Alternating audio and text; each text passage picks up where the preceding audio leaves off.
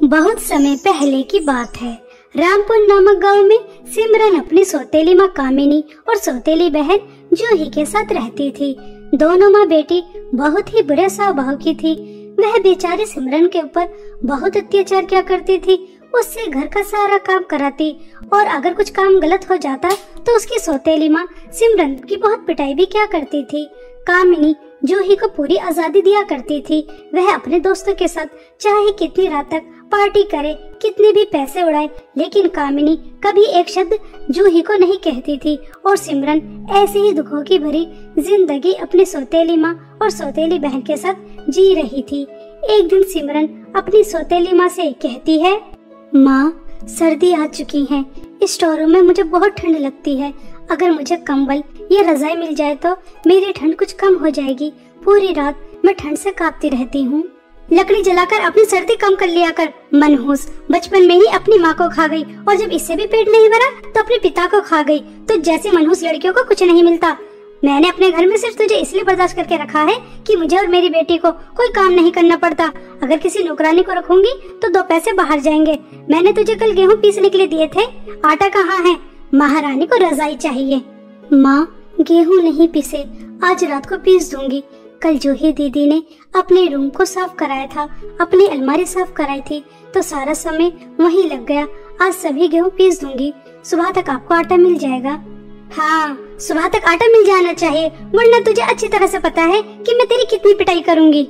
ऐसा कहकर कामिनी वहाँ से चली जाती है और सिमरन झाड़ू पोंछा, कपड़े धोना, इस्त्री करना सब काम करके अपने स्टोर रूम में अपने हिस्से का खाना लेकर चली जाती है और गार्डन से कुछ लकड़ियाँ इकट्ठा करती है और उन्हें जलाकर उसी के सामने बैठकर खाना खाती है। और कुछ समय बाद आग के सामने बैठकर ही सारे गेहूं चक्की पर पीसती है। गेहूं पीसते पीसते सिमरन के हाथ में छाले निकल आते हैं और सिमरन चक्की के पास बैठी बैठी ही सो जाती है। सुबह के 8 बज जाते हैं लेकिन उसकी आंखें नहीं खुलती। तभी जूही बहुत गुस्से में सिमरन के पास आती है और उससे कहती है, क्यों नौकरानी, तुझे एक बार की बात समझ में नहीं आती? माँ ने तुझे कितनी बार कहा है कि तुझे सुबह को 5 बजे उठना है, 8 बजे नहीं। मम्मी और मुझे कितनी भूख लगी है, तुझे इस बात की जरा भी चिंता नहीं है। चल जल्दी से हमारे लिए नाश्ता तैयार कर। और हाँ, ये रहा मेरा सुंदर लहंगा, इस पर इस्त्री भी कर देना। और उसके बाद तुझे मेरे मैनिक्योर और पेडिक्योर भी करना है। मेरा मुँह क्या देख रही है, चल काम पर लग जा। जूही दीदी, मैंने पूरी रात गेहूँ पीसे हैं, जिसकी वजह से मेरे हाथों में छाले निकल आए। अगर मैं दवाई लगाकर थोड़ी देर आराम कर लूंगी तो उसके बाद मैं आपके लहंगे पर इस्त्री भी कर दूंगी और आपका मैनिक्योर और पेडिक्योर भी कर दूंगी। लेकिन दीदी, नाश्ता आप खुद बना लो। क्या कहा? नाश्ता और मैं बना लूं? तेरा दिमाग तो खराब नहीं हो गया? मैं घर की शहजादी हूँ और शहजादियाँ कभी काम नहीं किया करती। तेरे हाथ में छाले निकल रहे हैं, इससे हमें कोई फर्क नहीं पड़ता। चुपचाप हमारा नाश्ता तैयार कर और उसके बाद जो काम दिया है उसे खत्म कर। आई बड़ी आराम करने वाली, चल यहाँ से। जूही को जरा भी सिमरन के ऊपर दया नहीं आती और वह सिमरन को काम बताकर चली जाती है और सिमरन नाश्ता बनाने के लिए चली जाती है।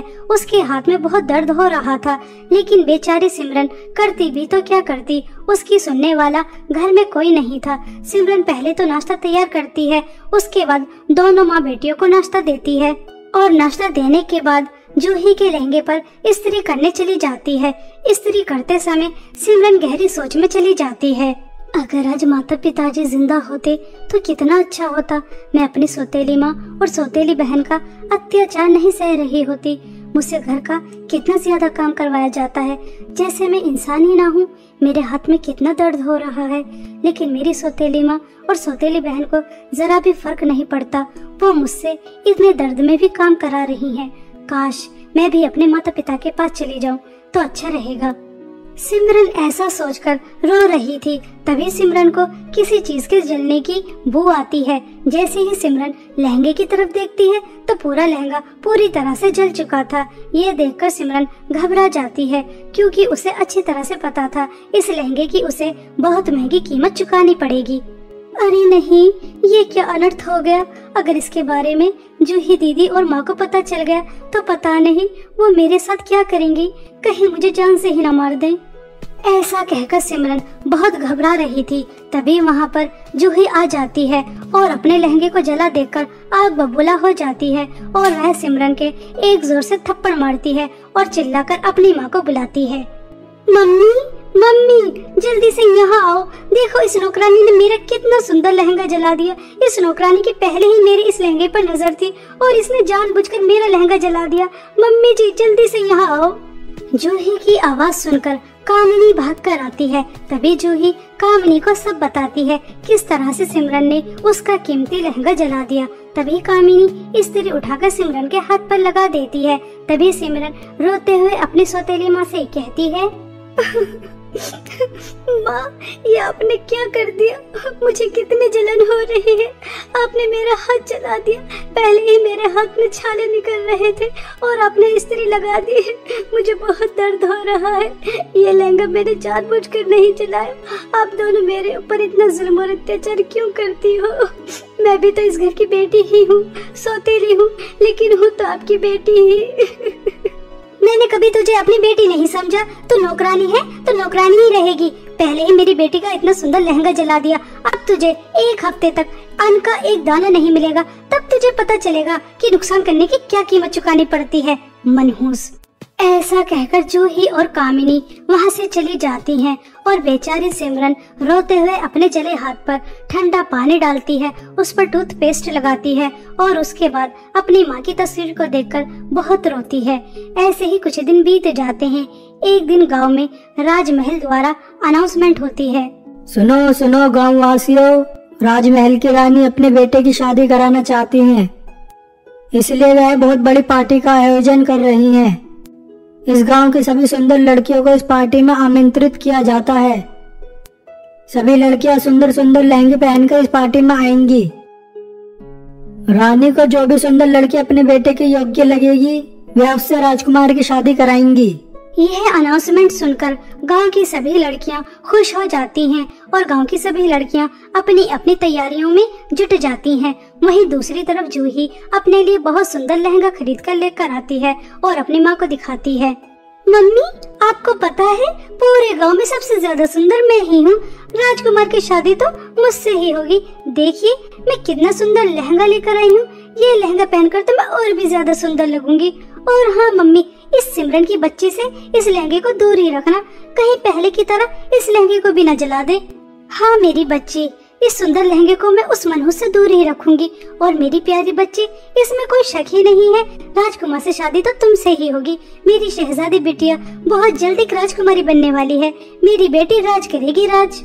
ऐसा कहकर दोनों माँ बेटी बहुत खुश होती हैं और जूही अपने लहंगे को अपने रूम में रखने चली जाती है। यह बातें सुनकर सिमरन को बहुत दुख होता है। गांव की सभी सुंदर लड़कियां लहंगे पहनकर राजमहल में जाएंगी और वह नहीं जा पाएगी। यह सोचकर सिमरन अपने माता पिता को याद कर कर बहुत रोती है। माँ, आप हमेशा कहती थी कि मेरी शादी एक राजकुमार से होगी, क्योंकि मैं किसी राजकुमारी से कम नहीं लगती। देखिए ना माँ, आपकी बेटी के साथ क्या हो रहा है। आपको तो स्वर्ग से सब दिखाई दे रहा होगा कि मेरी सौतेली माँ और सौतेली बहन मेरे ऊपर कितना जुल्म करती है। ऐसा कहकर सिमरन बहुत रोती है। तभी उसके स्टोर रूम में बहुत सुंदर एक परी आती है और वह परी सिमरन से कहती है, सिमरन, तुम्हें उदास होने की जरूरत नहीं है। तुम्हारी माँ ने तुम्हारी पुकार सुन ली है। उन्होंने मुझे तुम्हारी मदद के लिए तुम्हारे पास भेजा है। तुम्हारी माँ ने तुम्हारे लिए ये सुंदर जादुई लहंगा दिया है। इसे पहनकर तुम राजमहल जाओगी।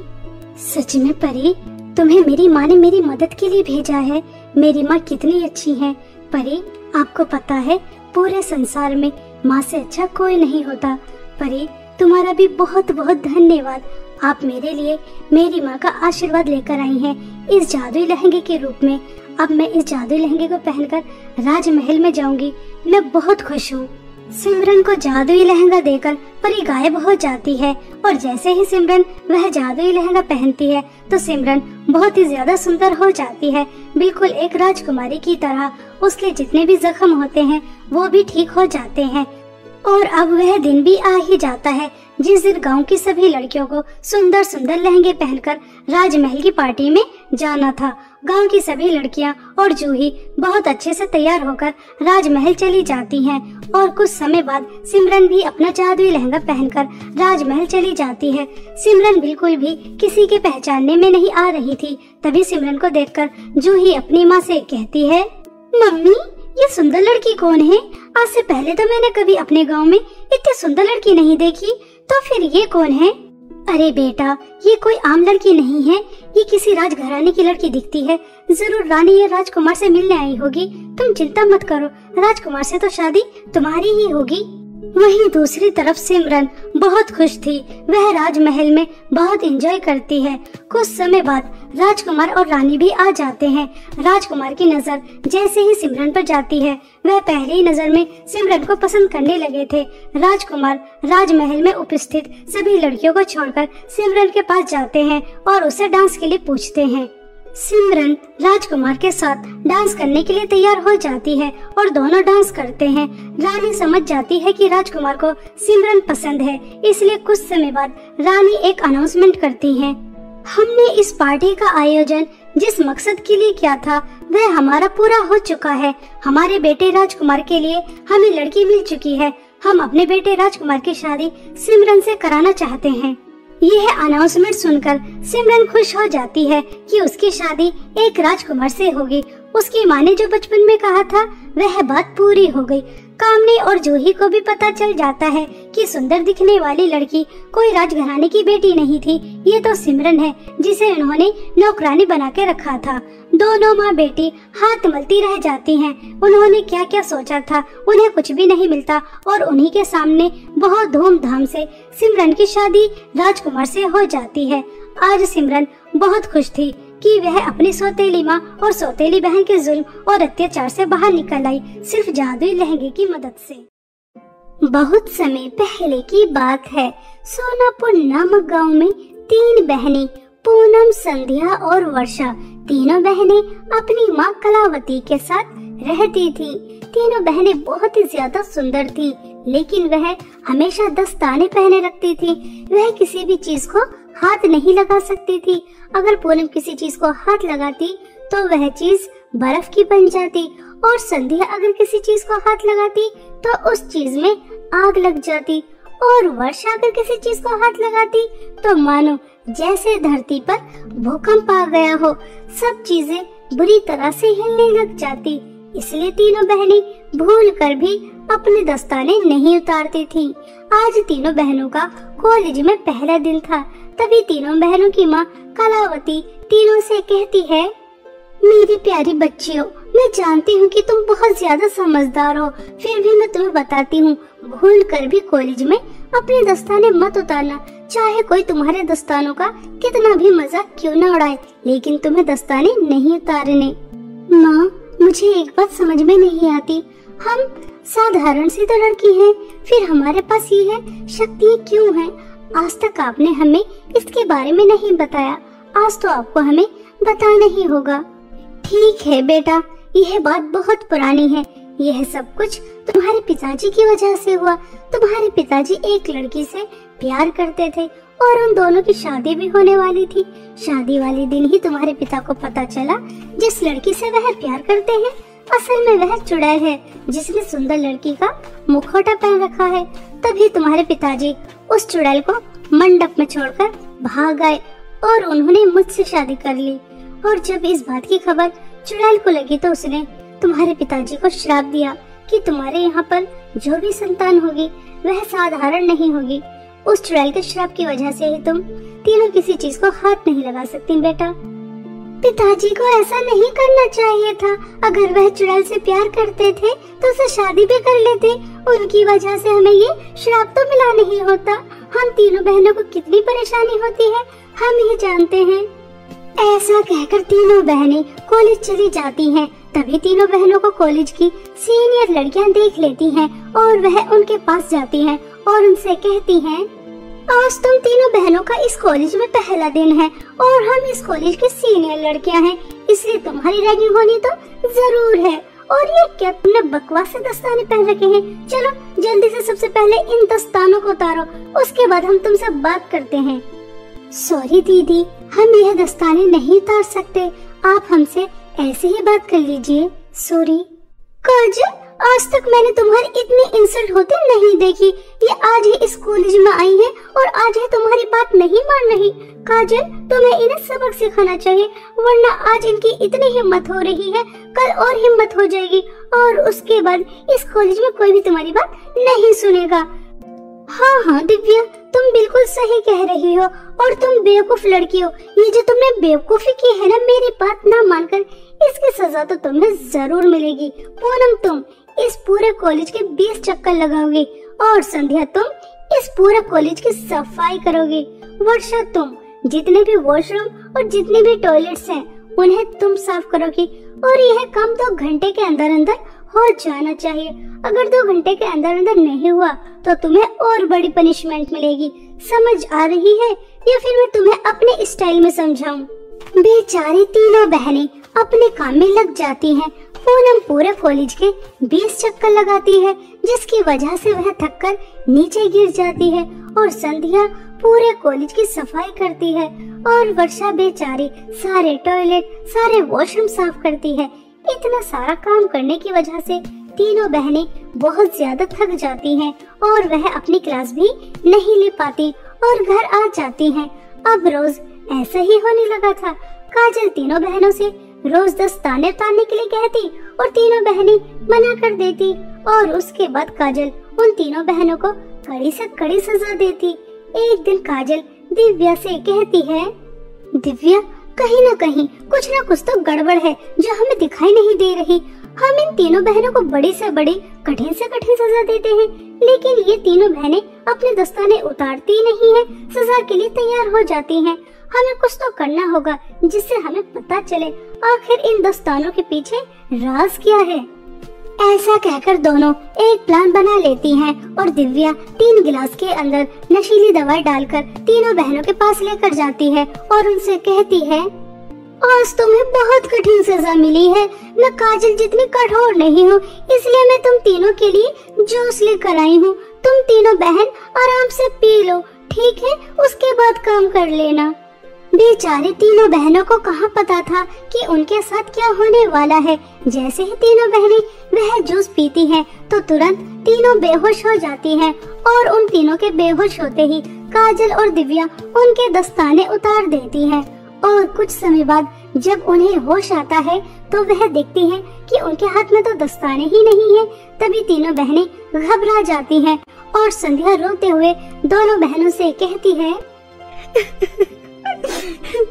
दीदी, हमें अपने दस्ताने उतारने ना पड़े, हमारा राज किसी के सामने ना आए, इसलिए कॉलेज में आकर रोज हम काजल और दिव्या का इतना अत्याचार सहते हैं, इतना सारा काम करते हैं, हमारी पढ़ाई भी ठीक तरह से नहीं हो रही और उसके बाद भी हमारे पास हमारे दस्ताने नहीं है। लगता है ये राज अब सबके सामने आ जाएगा कि हम साधारण नहीं है, हमारे पास जादुई शक्तियाँ हैं और उसके बाद दीदी क्या होगा? हमें इस कॉलेज से निकाल दिया जाएगा, जैसा हमेशा से होता आ रहा है। संध्या, तुम रोना बंद करो।